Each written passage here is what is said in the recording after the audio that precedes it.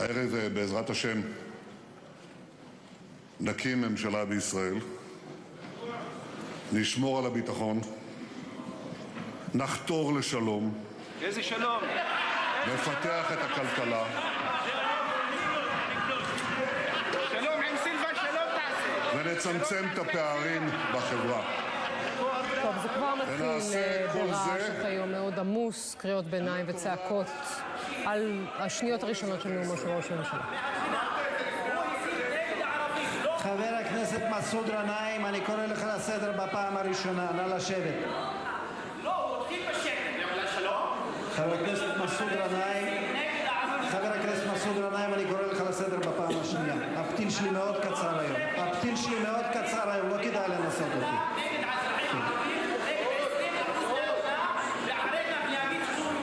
עוד מילה ואתה תוצא מן האולם.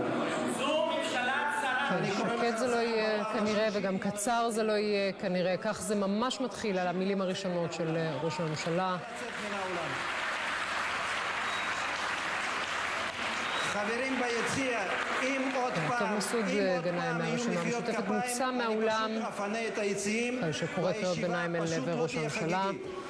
אם עוד פעם יהיו מחיאות כפיים, יפונו היציעים. אם מישהו עוד חיכה לחגיגיות מסוימת ביום הזה ובאירוע הזה, אז זה הולך ומתפוגג. יולי אדלשטיין, בבקשה, אדוני ראש הממשלה. אין לו סבלנות ובצדק. מה שנעשה, נעשה למען כל אזרחי ישראל. חבר הכנסת זחאלקה, אני קורא לך לסדר בפעם הראשונה. עכשיו זה כבר ג'מאל זחאלקה, גם מהרשימה המשותפת, וזה כנראה נקבע מה, אחד ההפרעות האלה? הנה, עכשיו גם זחאלקה יהיה הבא בתור שיוצא. חבר הכנסת זחאלקה, אני קורא לך לסדר בפעם השלישית, נא לצאת מן האולם. הנה, הוא יוצא גם. זחאלקה.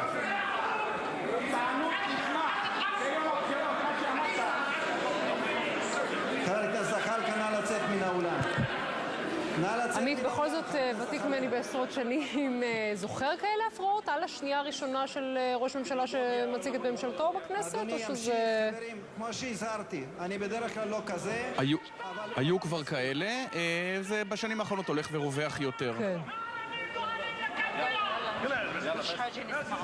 אדוני ימשיך. הבוחר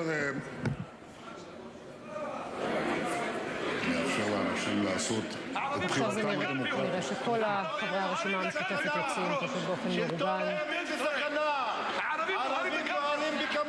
כן, הזעם שהוצג מול ראש הממשלה להערות שלו בבוקר הבחירות. ערבים נוהרים בכמויות לקלפיות.